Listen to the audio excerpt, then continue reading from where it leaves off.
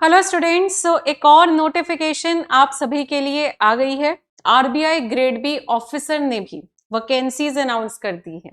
तो आज की इस नोटिफिकेशन में मैं आपको बताऊंगी क्या इंपॉर्टेंट डेट्स है, क्या एग्जाम पैटर्न है, कब आपका एग्जाम होगा, सारी डिटेल्स जो हैं वो आज के सेशन में आपको पता लग जाएंगी।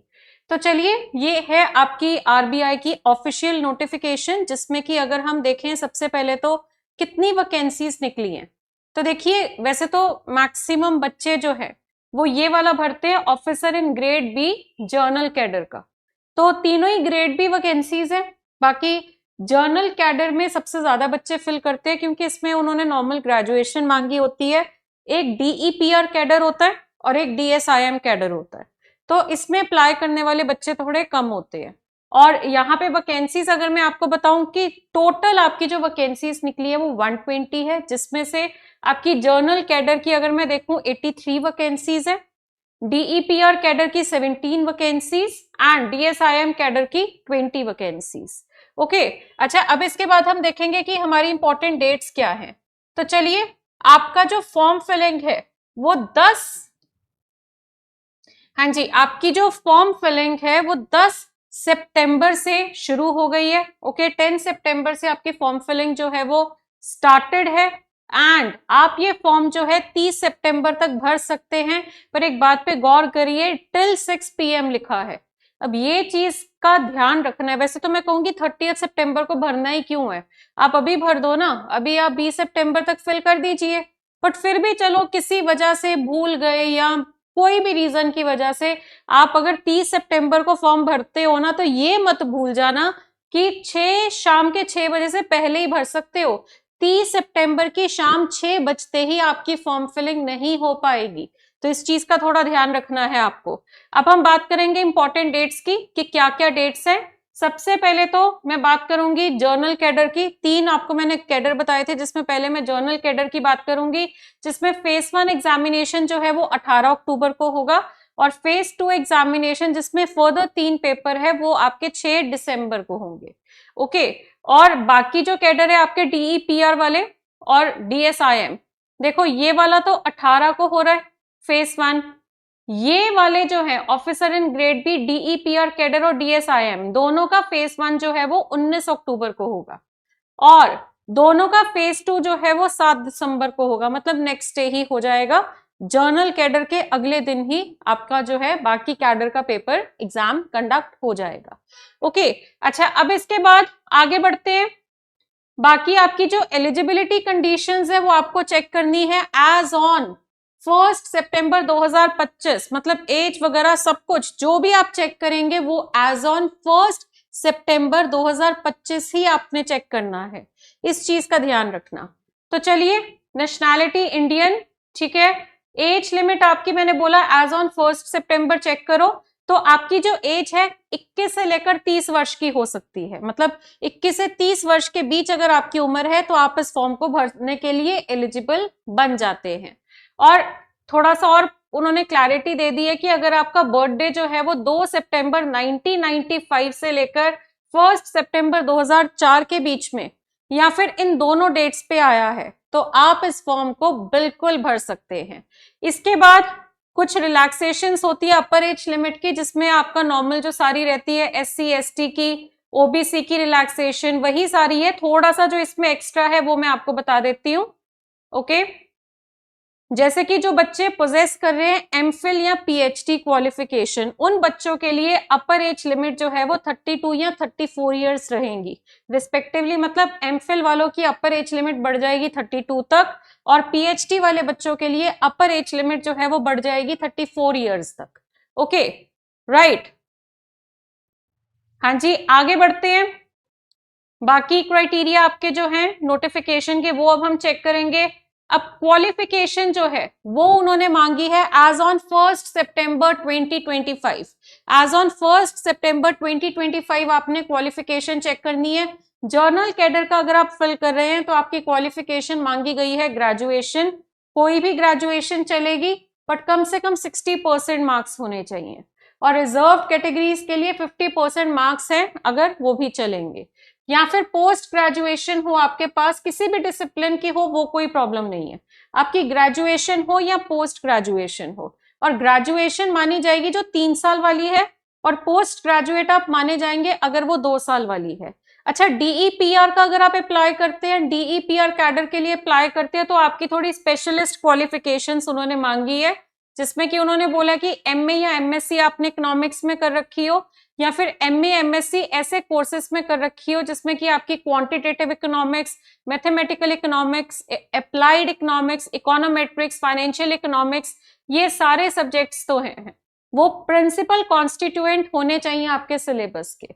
ओके, या फिर आपने एमए एमएससी कर रखी है फाइनेंस में, ओके, या फिर आपके ये जो सब्जेक्ट्स उन्होंने बताए हैं फाइनेंस रिलेटेड, ये आपकी क्वालिफिकेशन में प्रिंसिपल कॉन्स्टिट्यूएंट होंगे, तो आप इस फॉर्म को फिल कर सकते हैं। ठीक है, जर्नल कैडर के लिए ये सब नहीं मांगा, ये इन्होंने स्पेशलिस्ट कैडर के लिए ये क्वालिफिकेशन मांगी है। ओके, और इनके लिए मिनिमम 55% मार्क्स होने चाहिए। जो भी आपकी क्वालिफिकेशन है उसमें आपके नंबर कम से कम 55% स्कोर आपका होना चाहिए। ओके, और ये प्रिंसिपल कॉन्स्टिट्यूएंट का मतलब ये है कि जो सिलेबस या आपका करिकुलम है उसमें आधा या आधे से ज्यादा जो है उसमें आपके इकोनॉमिक्स या फाइनेंस के ही सब्जेक्ट्स होने चाहिए, राइट। तो ये आपका जो है, ये आपका डीईपीआर का है। डिजायरेबल है कि आपके पास इकोनॉमिक्स की डॉक्टरेट डिग्री हो, या रिसर्च हो, या टीचिंग एक्सपीरियंस हो आपके पास इकोनॉमिक्स का, या आपने कोई पब्लिकेशन कर रखी हो, कोई जर्नल्स आपके पब्लिश हो रखे हो। ठीक है, ओके, तो ये डिजायरेबल है, असेंशियल में नहीं है। अच्छा, डीएसआईएम में असेंशियल में उन्होंने क्या मांगा है, मास्टर्स डिग्री होनी चाहिए कम से कम 55% मार्क्स के साथ in aggregate of all semesters. ठीक है, तो उन्होंने साथ में बोल दिया कि ये सारी जो है आपकी, ये सारे सब्जेक्ट्स होंगे तो चलेगा, या फिर आपकी मास्टर्स डिग्री जो है वो artificial intelligence, machine learning, big data analytics, ये सारे जो मेंशन्ड है इनमें अगर आपकी मास्टर्स है तो चलेगा, या फिर आपकी 4 ईयर की बैचलर डिग्री हो कम से कम 60% मार्क्स के साथ, और वो जो 4 ईयर की आपकी बैचलर्स डिग्री है उसमें आपने ये सारे सब्जेक्ट्स कवर किए हो। ठीक है, तो ये इन्होंने सारी क्वालिफिकेशंस आपको बताई हैं, उस हिसाब से, जिस हिसाब से आप अपनी मतलब क्वालिफिकेशन के हिसाब से आप देख सकते हैं कि आप कौन सा फॉर्म जो है वो भर पा रहे हैं। मैक्सिमम बच्चे जो है जर्नल कैडर ही भरते हैं, उसमें क्योंकि सिंपल ग्रेजुएशन मांगी होती है, कोई स्पेशलिस्ट सब्जेक्ट उनका मेंशन नहीं किया जाता। ओके, तो चलिए ये बात होती है हमारी एजुकेशनल क्वालिफिकेशन की। बाकी डाटा चेक करते हैं, बाकी इंफॉर्मेशन हमारी जो है, और आरबीआई में नंबर ऑफ अटेम्प्ट्स होते हैं। देखिए नंबर ऑफ अटेम्प्ट्स क्या है, कैंडिडेट्स जो कि जर्नल कैटेगरी या ईडब्ल्यूएस से बिलोंग करते हैं उनकी लिमिट है 6 टाइम्स फेज 1 के लिए। तो जो बच्चे फेज 1 के लिए 6 बार अपीयर हो चुके हैं वो बच्चे एलिजिबल नहीं है। तो यहाँ पे आपका नंबर ऑफ अटेम्प्ट्स है 6 से ज्यादा आप इस पेपर को अटेम्प्ट नहीं कर सकते। ओके, और बाकी जो आपकी बाकी कैटेगरीज है उसमें कोई रेस्ट्रिक्शन नहीं है, वो एनी नंबर ऑफ टाइम्स इस पेपर में अपीयर हो सकते हैं, बेशर्ते उनकी एज जो है क्राइटेरिया वो सेटिस्फाई हो रहा हो और एलिजिबिलिटी क्राइटेरिया वो सेटिस्फाई हो रहा हो। ओके, तो ये है नंबर ऑफ अटेम्प्ट्स की बात। आगे बढ़ते हैं। हाँ जी, नेक्स्ट देखेंगे जो जो आपकी देखो मेन इंफॉर्मेशन है वो सारी मैं आपको बता रही हूं ताकि आप क्लियर हो सको कि क्या आप इस फॉर्म को भरने के लिए एलिजिबल हैं। चलिए देखते हैं। स्कीम ऑफ सिलेक्शन जो है, सिलेक्शन आपकी जो होगी will be done through online या रिटन एग्जाम। आपका जो पेपर है उसमें कुछ ऑनलाइन एग्जाम्स होंगे और कुछ आपके रिटन एग्जाम्स होंगे, तो वो आपको मैं अभी सारा बताऊंगी। तो ये सारी चीजें आपको आगे इन्फॉर्म कर दी जाएंगी। ठीक है, आपकी जो एप्लीकेशन फीस है जर्नल के केस में 850 प्लस 18% जीएसटी और SC/ST के केस में 100 प्लस 18% जीएसटी, ये आपकी एप्लीकेशन फीस है। आपको ऑनलाइन फॉर्म अप्लाई करना है। आजकल ना एक एडिट विंडो का ऑप्शन आने लग गया है, जैसे ही आपका जो 30 सितंबर को फॉर्म फिलिंग बंद हो जाएगी तो उसके बाद आप सब जो है मतलब 2 दिन के लिए आपकी मतलब फॉर्म फिलिंग के बाद होता है, ये 2 दिन के लिए एडिट विंडो ओपन होती है जिसमें कि अगर आपको लगता है आपने फॉर्म में कुछ गलत फिल कर दिया है तो आप उसको एडिट कर सकते हैं। ठीक है, तो उसकी नोटिफिकेशन वेबसाइट पे आ जाएगी, राइट। ओके, चलिए अब बात करते हैं जरा पे स्केल की। आपकी जो आरबीआई ग्रेड बी ऑफिसर की अगर आपकी रिक्रूटमेंट होती है तो आपकी जो बेसिक पे है वो 78,450 पर मंथ है, जो कि एक बहुत अच्छी सैलरी मानी जाती है, क्योंकि ये है सिर्फ आपकी बेसिक पे। उसके अलावा आपका आगे जो है ये इंक्रीमेंट्स बता रहे हैं कितनी कितनी इंक्रीमेंट्स होंगी। इसके अलावा आपको अलाउंसेस मिलते हैं, grade allowance, DA, local compensatory allowance, special grade allowance, HRA, सब कुछ मिलता है। और ये सब मिलाकर आपकी जो सैलरी है वो 1,50,374 अप्रोक्सीमेटली हो जाती है, जो कि विदाउट एचआरए है। एचआरए के बिना आपकी सैलरी 1.5 लाख बन जाती है। ये ग्रॉस सैलरी आपकी है। तो ये देखो, आरबीआई ग्रेड बी ऑफिसर तभी सबसे बड़ा पेपर माना जाता है, एक तो आरबीआई, ऊपर से ग्रेड बी ऑफिसर। तो यहाँ पे अगर आपकी रिक्रूटमेंट होती है तो आपकी जो स्टार्टिंग सैलरी होगी वो 1.5 लाख की होने वाली है, ग्रॉस सैलरी, जो विदाउट एचआरए है। एचआरए होता है आपको जो हाउस रेंट अलाउंस मिलता है ना, तो यहाँ पे अगर आप उसको अवेल कर रहे हो तो आपको फैसिलिटी मिलेगी, ठीक है। तो वो उनकी अपने पैरामीटर्स है, तो उस हिसाब से जो भी आपको है वो फैसिलिटी दे रहे हैं या पैसे दे रहे हैं या जो भी दे रहे हैं वो इस सैलरी के ऊपर है। ओके, तो ये है आपका पे स्केल, राइट। और उसके बाद seniority, candidate selected from recruitment for the post of officer in grade B general will join general cadre, and candidates जो कि सिलेक्ट होंगे recruitment for the post of, ये दोनों डीईपीआर और डीएसआईएम, वो इसी कैडर को ज्वाइन करेंगे, ठीक है। तो आपने जिसके लिए अप्लाई किया है वो सब आपको मिलेगा। ओके, तो अब ये चीजें हैं। अब यहाँ पे आपको उन्होंने बता दिया कि कहाँ कहाँ आपका सेंटर बन सकता है, आप कौन सी स्टेट के लिए अप्लाई कर रहे हैं, अकॉर्डिंगली आपको पता लग जाएगा यहाँ से देख के। जैसे अगर आप हरियाणा से अप्लाई कर रहे हैं तो आपके सेंटर है अंबाला, हिसार, कुरुक्षेत्र, फरीदाबाद और गुरुग्राम। ओके, तो डिपेंड्स कि आपने कहाँ से फिल किया है, राइट। अच्छा, अब इसके बाद अब जरा एग्जाम पैटर्न की बात कर लेते हैं। हाँ जी, अब हम देखेंगे कि आपका एग्जाम पैटर्न क्या है, क्योंकि ये तीनों का डिफरेंट होता है। जो तीनों कैडर हम डिस्कस कर रहे थे, तीनों का जो एग्जाम होता है वो डिफरेंट होता है आपका, क्योंकि आपने देखा होगा कि डेट्स भी आपकी अलग थी।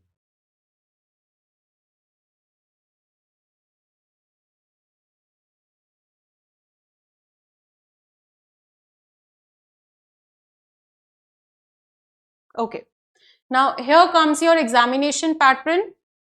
फेज 1, अच्छा ये पहले मैं आपसे बात करूंगी किसकी, scheme of selection and syllabus for officers in grade B डिया जर्नल कैडर की बात हो रही है। तो जर्नल कैडर में जो आपका फेज 1 ऑनलाइन एग्जामिनेशन है वो ऑब्जेक्टिव टाइप का जो होगा, जो कि आपका कंडक्ट हो रहा है 18 अक्टूबर को। उसका एग्जामिनेशन पैटर्न में क्या होता है, आपके 4 सब्जेक्ट्स आते हैं, journal awareness, English language, quantitative aptitude और रीजनिंग। तो कुल मिलाकर आपको 2 घंटे का समय मिलेगा। फेज 1 में इस तरीके से आपका रहेगा, आपको 120 मिनट का समय मिल रहा है, ठीक है। और आपका सेपरेट टाइम होगा हर सेक्शन का। बाकी जो डिटेल्ड इंफॉर्मेशन है, वैसे तो इसमें वेटेज सबसे ज्यादा रीजनिंग की होती है, रीजनिंग के सबसे ज्यादा वेटेज होती है, बाकी फिर भी आपका एक डिटेल्ड हैंड आउट आता है, उसमें आपको पता लग जाएगा कि आपका डिस्ट्रीब्यूशन क्या होने वाला है, वो हम आपको इन्फॉर्म कर देंगे। और उसके बाद आपका जो फेज 2 एग्जामिनेशन है, जो कि 6 दिसंबर को होगा, उसमें आपके 3 पेपर है। Paper 1 ESI, economic and social issues, paper 2 आपका इंग्लिश का है, और पेपर 3 आपका जर्नल फाइनेंस एंड मैनेजमेंट का है। आपका जो ईएसआई होता है उसमें 50% ऑब्जेक्टिव क्वेश्चंस होते हैं और आधा आपका डिस्क्रिप्टिव पेपर होता है, जिसमें कि आपको आंसर जो है वो टाइप करने होंगे। ओके, और ये आपका ऑब्जेक्टिव पेपर 30 मिनट्स का होता है, डिस्क्रिप्टिव पेपर आपका 90 मिनट्स का होता है। और कुल मिलाकर अगर मैं आपको बताऊं, टोटल 50-50 मार्क्स के ये दोनों हैं, 100 मार्क्स का पेपर होगा। उसके बाद अगला जो 100 मार्क्स का है वो आपका इंग्लिश का डिस्क्रिप्टिव पेपर है, वो भी आपको कीबोर्ड पे टाइप करके अटेम्प्ट करना है। 90 मिनट्स आपको मिलेंगे इसके लिए, 3 सवाल होंगे, 100 नंबर का पेपर। और पेपर 3 भी आपका जो है वो 100 नंबर का है। तो ये 100 नंबर के तीनों पेपर है, यानी 300 नंबर का पेपर। तो यहाँ पे आपका पेपर 3 जो है जर्नल फाइनेंस एंड मैनेजमेंट का, उसमें भी सेम यही वाला ईएसआई वाला सिस्टम होता है कि 50% ऑब्जेक्टिव है और 50% डिस्क्रिप्टिव है, ठीक है। और again 30 minutes for objective and 90 minutes for descriptive आपको टाइप करना है क्योंकि, और इसका भी आपका 100 मार्क्स का। तो ये है आपका जर्नल कैडर का। तो बच्चे इसको अगर आप देख रहे हो ना, अभी तो आगे भी मैं जा रही हूँ, वहां पे भी आपको मैं बताऊंगी, बाकी कैडर में भी टाइपिंग की बात मैं करूंगी। तो बच्चे आपके लिए ना टाइपिंग स्पीड को भी आपको थोड़ा सा देखना पड़ेगा, अपनी टाइपिंग स्पीड आपको बढ़ानी पड़ेगी, क्योंकि आपके ग्रेड बी ऑफिसर में डिस्क्रिप्टिव पेपर होता है और काफी होता है। तो इसीलिए आपको अपनी टाइपिंग स्पीड जो है ना वो भी इंक्रीज करनी पड़ेगी ताकि आपका पेपर छूट ना जाए। ठीक है, अच्छा अब इसके बाद तो ग्रैंड टोटल आपका 300 हो गया for both paper 1 and 3। 30 questions होंगे। ठीक है, पेपर 1 एंड 3 जो है 30 क्वेश्चंस होंगे, 50 मार्क्स फॉर ऑब्जेक्टिव क्वेश्चन। ठीक है, जिसमें कुछ क्वेश्चन 2 मार्क्स के और कुछ क्वेश्चंस आपके 1 मार्क्स के। और डिस्क्रिप्टिव क्वेश्चंस के केस में आपके 6 सवाल आपसे पूछे जाएंगे और जिसमें से आपको 4 अटेम्प्ट करने हैं, और उसमें आपके 2 सवाल 15 नंबर के होंगे और 2 सवाल आपके 10 नंबर के होंगे। और अगर आप 4 से ज्यादा अटेम्प्ट करते हैं, जो हो ही नहीं पाता, टाइपिंग करनी है आपको, 4 से ज्यादा तो कोई कर नहीं पाता, 4 हो जाए वही बहुत है, पर इनकेस आपने 4 से ज्यादा अटेम्प्ट कर दिए तो फर्स्ट 4 क्वेश्चंस इवैल्यूएट होंगे। ठीक है, अच्छा तो यहाँ पे पेपर आपके बायलिंगुअल होते हैं, इंग्लिश हिंदी दोनों में होते हैं। हाँ, इंग्लिश का जो पेपर है, चाहे वो डिस्क्रिप्टिव हो रहा है चाहे वो ऑब्जेक्टिव हो रहा है, इंग्लिश का तो इंग्लिश में ही होगा, बाकी सारा आपका बायलिंगुअल रहता है। ठीक है, उसके बाद आपका इंटरव्यू होगा। जो बच्चा शॉर्टलिस्ट होगा इंटरव्यू के लिए वो किस बेसिस पे होगा? फेज 2 के बेसिस पे। फेज 1 के बेसिस पे तो आपका रोल नंबर आएगा फॉर फेज 2 एग्जामिनेशन। अब जो फेज 2 आपने दिया है, पेपर 1, 2 और 3 सबको ऐड करके ये जो 300 मार्क्स का पेपर हुआ है, इसके बेसिस पे पता लगेगा। अगर आप इसको क्लियर करते हैं तो आपको इंटरव्यू के लिए बुलाया जाएगा। और अगर आपका इंटरव्यू होगा, मतलब अगर आप शॉर्टलिस्ट हुए हैं इंटरव्यू के लिए, तो आपका इंटरव्यू की वेटेज है 75 मार्क्स। 75 मार्क्स की आपकी जो है इंटरव्यू की वेटेज है। इंटरव्यू में कोई कंपल्शन नहीं होती है कि आपको इंग्लिश में देना है। आप जिस भाषा में कंफर्टेबल है आप उस भाषा में अपना इंटरव्यू दे सकते हैं, या इंग्लिश या हिंदी। ठीक है, और यहाँ पे आपका इंटरव्यू से पहले एक पर्सनालिटी असेसमेंट टेस्ट होगा, जो आजकल हर पेपर में हो रहा है। ये सिर्फ इसलिए होता है कि इतने बच्चों का इंटरव्यू लेना है पैनल ने, तो उनके लिए इंटरव्यू लेना ना थोड़ा आसान हो जाता है। एक पर्सनालिटी टेस्ट लेके उनके पास पहले ही इंटरव्यू से पहले सबमिट हो जाता है, तो जिस कैंडिडेट की बारी होती है वो देखते हैं उसने क्या क्या आंसर्स मार्क किए हैं। तो जो चीजें, कुछ सवाल उन्होंने उनसे पूछ के जज करना होता है उनको, वो उनके टेस्ट में एनालिसिस करके उनको आइडिया लग जाता है और उसके बेसिस पे वो अपना इंटरव्यू ले लेते हैं, जिससे इंटरव्यू थोड़ा फास्ट हो जाता है। तो इसका सिर्फ इतना मोटिव है पर्सनालिटी टेस्ट का, ये कोई इतना कोई मेजर टेस्ट नहीं है आपका। देखो मतलब मैं ये भी नहीं बोलूंगी लाइटली लेना है, मेजर तो है, क्योंकि इंटरव्यू वाला जो इंटरव्यू पैनल है वो आपके टेस्ट से ही आपको जज कर रहा है ना, बट इतना वो मेजर नहीं है कि आपके इसके नंबर काउंट हो रहे हैं। ओके, समझ रहे हो? तो आपको बहुत ही ध्यान से आंसर्स को मार्क करना है, सोच समझ के। बल्कि अच्छी बात है, अगर आप अंदर इंटरव्यू पैनल के पास बैठे हो, वो आपसे सवाल पूछ रहे हैं, आप नर्वसनेस में कुछ गलत जवाब दे सकते हो। पर अगर आपका पर्सनालिटी टेस्ट पहले हो रहा है तो आपके पास सफिशिएंट टाइम है और आप उस टाइम इतना पैनिक नहीं करोगे और आप अच्छी सोच समझ से आंसर्स मार्क कर सकते हो। समझ रहे हो मेरी बात? सो ये आपके लिए एक एडवांटेज ही है, इससे आपका कोई नुकसान नहीं होता। अच्छा, ये आपका सारा सिलेबस मेंशन्ड है, तो ये नोटिफिकेशन में पीडीएफ जो है ये पूरी की पूरी सेशन के कमेंट सेक्शन में अपलोड करवा दूंगी, आप वहां पे जाकर चेक कर सकते हैं। और इसके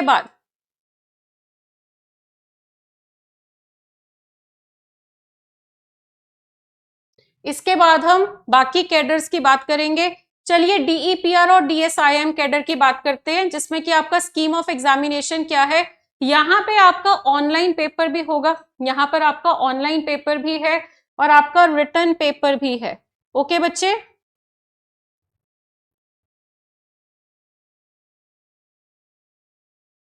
डन। तो अब यहाँ पे फेज 1 में क्या है, पेपर 1 ऑब्जेक्टिव जो इकोनॉमिक्स के ऊपर होगा और पेपर 2 डिस्क्रिप्टिव जो कि इंग्लिश का होगा। दोनों आपके ऑनलाइन है, फर्क सिर्फ इतना ही, ये ऑब्जेक्टिव है ये डिस्क्रिप्टिव है। डिस्क्रिप्टिव में आपको टाइपिंग करनी है। 120 मिनट्स की ड्यूरेशन दोनों के लिए है आपकी और 100 मार्क्स का पेपर है। उसके बाद आपका फेज 2, ठीक है, यहाँ पे भी आपकी जो सिलेक्शन है ऑनलाइन या रिटन एग्जाम के बाद इंटरव्यू के बेसिस पे होगी। उसके बाद फेज 2 जिसमें पेपर 1 डिस्क्रिप्टिव टाइप है, इकोनॉमिक्स के ऊपर होगा और आपके जो क्वेश्चन है वो कंप्यूटर पे डिस्प्ले होंगे, आंसर्स आपको पेपर पे लिखने होंगे, ठीक है। और यहाँ पे पेपर 2 भी डिस्क्रिप्टिव है जो इकोनॉमिक्स के ऊपर ही है, सेम वही चीज है कि क्वेश्चंस आपको कंप्यूटर स्क्रीन पे डिस्प्ले होंगे, आंसर्स आपको नीचे पेज पे लिखने हैं, सेम वही 120 मिनट्स और 100 मार्क्स। तो ये कुल मिलाकर 400 मार्क्स का टोटल मैं बता रही हूँ, फेज 1 और फेज 2 का टोटल, ठीक है। तो अब यहाँ पे जो बच्चा मिनिमम एग्रीगेट मार्क्स स्कोर करता है पेपर 1 एंड 2 ऑफ फेज 1, ठीक है, वो शॉर्टलिस्ट होंगे फेज 2 के लिए। मतलब इसका जो आपका फेज 1 में जो क्वालिफाई करता है वो फेज 2 के लिए, क्योंकि आपका ये दोनों डिफरेंट डेट्स पे है। फेज 1 होगा, क्वालिफाई करोगे तो आपका फेज 2 होगा, ठीक है। तो उसके बाद आपका जो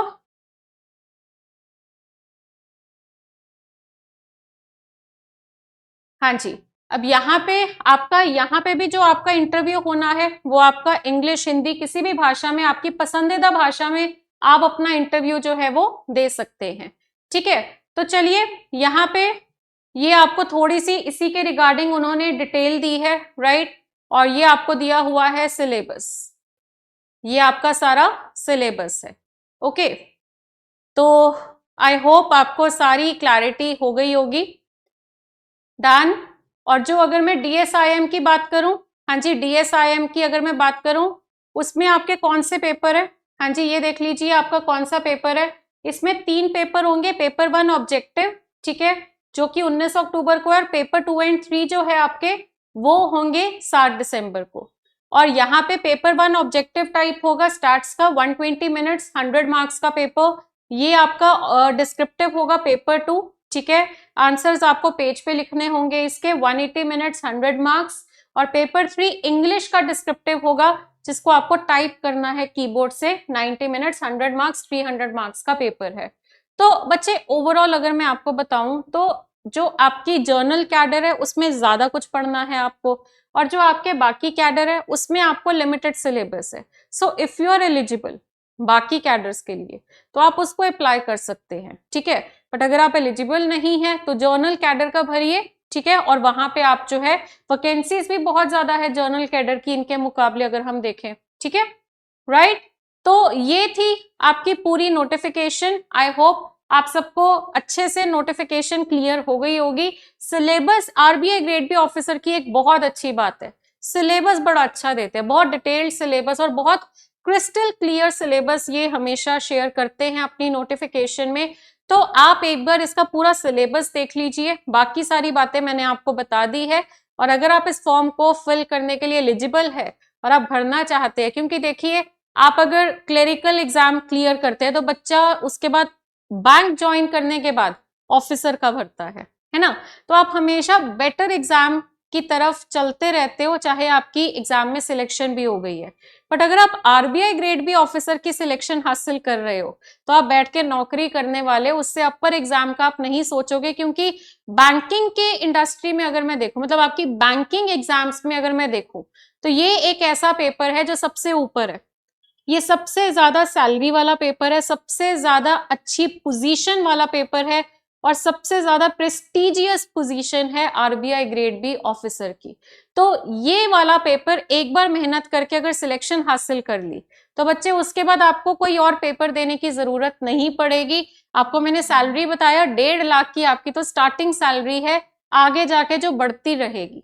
ओके, तो एक बार पीडीएफ चेक कर लीजिए अच्छे से, कमेंट्स में मैं शेयर कर दूंगी, और जल्दी से इस फॉर्म को फिल कर दीजिए। मेरी एक छोटी सी रिक्वेस्ट आप सभी से है, प्लीज लास्ट डेट पे फॉर्म मत भरना, बहुत परेशानी होती है। इसी के साथ आज का सेशन करते हैं over. Thank you so much and all the best.